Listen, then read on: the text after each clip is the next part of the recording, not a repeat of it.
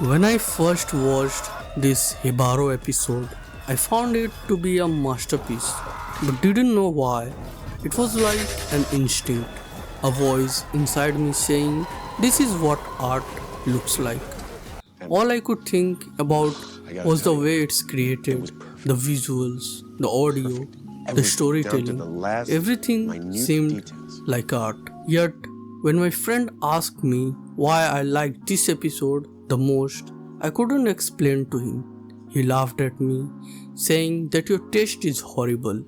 But now that I have acquired more information about it, I'm going to explain why I loved it the most out of all the episodes from Volume 3, or maybe the entire franchise of Love, Death and Robots Anthology. Yeah, that's what they call it. So, let's begin. The episode features how a siren-like creature who is apparently named as Golden Woman kills the soldiers with her screech sound, although sirens don't actually make screeching or screaming sounds. It's more of a beautiful singing.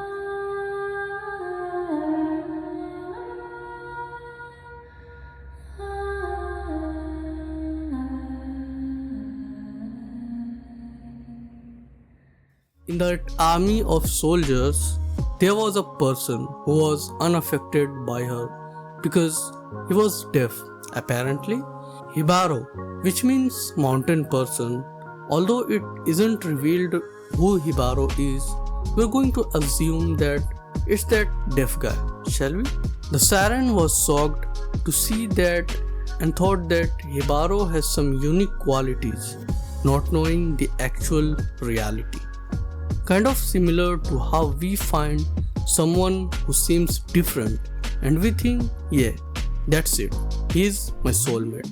Eventually, the siren developed a connection with him, not because she actually loved him, but because she was just curious, and the man was no innocent person as well. He was just after her golden scale on her body, and after taking that, he threw her body into the river like she was nothing. She later wakes up crying in agony. The river turned red with her blood, and by drinking that river's bloody water, Jibaro got back his hearing senses. Now he can hear her screaming in pain. Jibaro eventually ended up dying along with his partners. The strange part is that Jibaro could have escaped after other soldiers were murdered, but his greed stopped him and took his life as well. The story is set around the Elizabeth era, and the inspiration for it and the Golden Women's jewelry came from a blend of cultures from Western Europe, Russia, India and North America.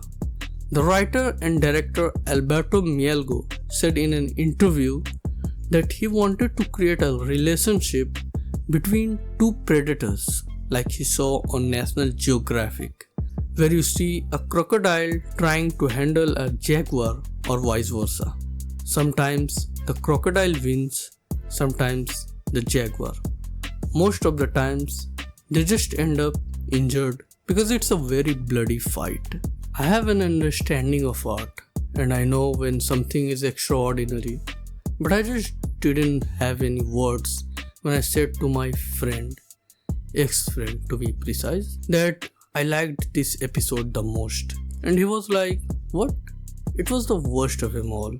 So what exactly makes this Jibaro episode perfection? The episode has no dialogue, but it still says a lot through the visuals. The lack of dialogue allows for a more abstract, open-ended interpretation, with the director encouraging multiple viewing to uncover different meanings. The siren and the knight were drawn to each other for selfish reasons that led to disastrous consequences. Same as we see in today's toxic relationships. Alberto Mielgo says, we use and we choose people for a completely wrong reason and they choose us for a completely wrong reason as well, and we end up all suffering. Although the story revolves around a deaf character, it's more about listening to the red flags in your partner. Like how we as an audience could simply listen to the signs, but Hibaro couldn't. The same way, people in toxic relationships ignore all the red flags. This metaphor extends beyond just a couple to wider dynamics like parent-child relationships, political parties, and nations. Then there's the technical mastery in animation, visuals, sound design, that amazing siren dance choreography, and how those men were lured to her while killing each other. The animation almost feels real, but with a subtle hint that it's not actually real, almost like a video game. We could see the effort put into this, and it comes out beautifully. So overall, it's a masterpiece due to its thematic depth, metaphorical resonance, exploration of complex human desires, and technical mastery through its visually stunning animation and choreography. The episode's open-ended nature invites multiple interpretation, making it a thought-provoking addition to the Love, Death and Robots anthology. Hibaro teaches us about the dangers of toxic relationships based on greed and selfish desires, the complexities of modern love, and the ambiguity of good and evil. The episode serves as a cautionary tale about the consequences of ignoring red flags and being attracted to someone for the wrong reasons. I really need that level of critical thinking ability that can make me not just understand art, but also explain it. Man, this short form content and this constant need for dopamine have certainly made me less creative and intelligent. I will definitely talk about that as well in future videos. So subscribe to get notified. Come on guys, support me. I'm trying to earn money through hard work, and I choose this edutainment genre so I could learn along the way. Edutainment, I don't know. So I guess it's time to go, but not forever.